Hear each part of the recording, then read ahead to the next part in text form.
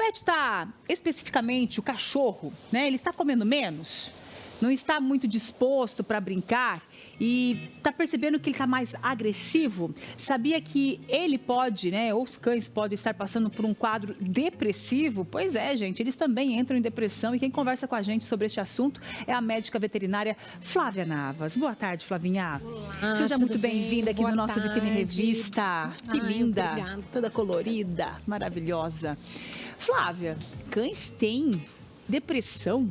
É isso mesmo? Então, Maica, tem depressão, tem alterações, né? A gente vai observar algumas alterações comportamentais, mas antes da gente falar em depressão, a gente tem que excluir diversas causas, né? Que são doenças que podem mimetizar a depressão. Então, antes da gente falar em depressão, a gente tem que excluir fatores que vão deixar esse pet triste, sem apetite, como doenças infectocontagiosas, como, por exemplo, algumas doenças endócrinas, o hipotireoidismo. Então, a gente vai ver esse pet para baixo, com uma cara de triste. Inclusive, a gente fala que fica com uma faces trágicas.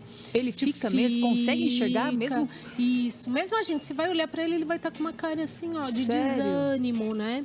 Então, antes da gente afirmar que realmente é uma depressão, a gente precisa ver diversos fatores, né? E entender o que está acontecendo com esse pet, o que aconteceu com ele, na casa dele, na família, se houve a perda de algum contactante, né? Que convivia com ele, ou mesmo foi introduzido algum outro pet e ele não se deu muito bem, principalmente para aqueles idosinhos que às vezes que a família introduz. Eles são sentimentais.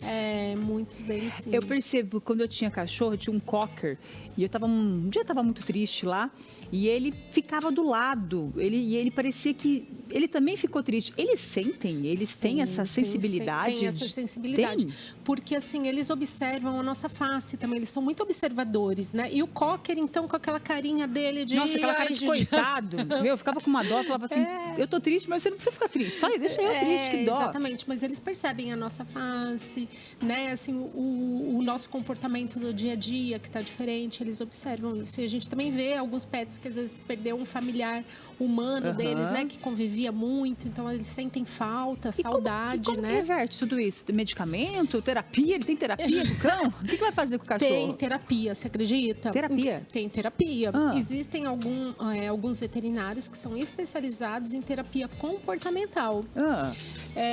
A psiquiatria, né, de pet, existe essa especialidade, são poucos profissionais ainda, mas está em expansão.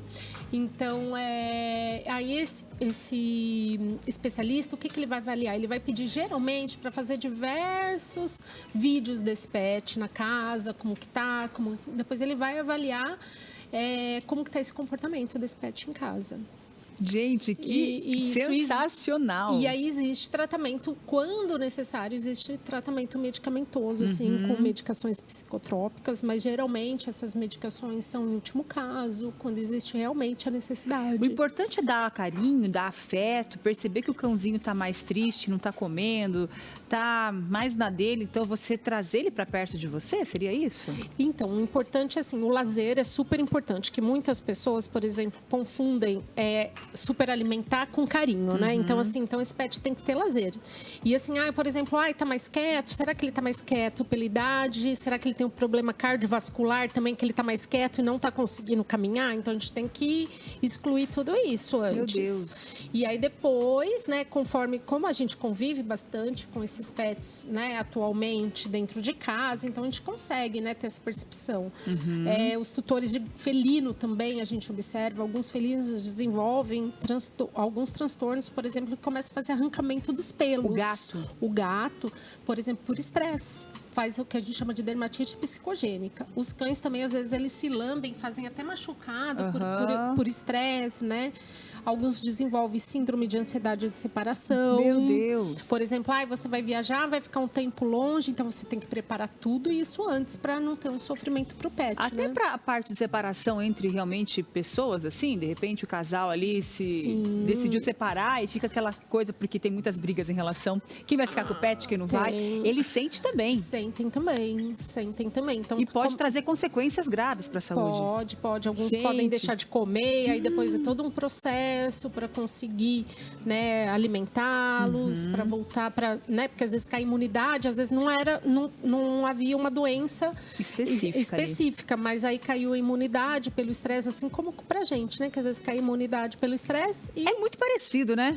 É muito parecido conosco, né, gente? Por isso, fique atento, né, a esses sinais que a gente acabou de falar aqui, porque o teu pet pode estar passando por um quadro de depressivo, dê bastante carinho para eles e caso você, né, precise de um profissional, deixa eu mostrar aqui o Instagram da Flavinha para você acompanhar ela, ó. Segue ela aí no Instagram e aí, ó, @Flavinavas, tá?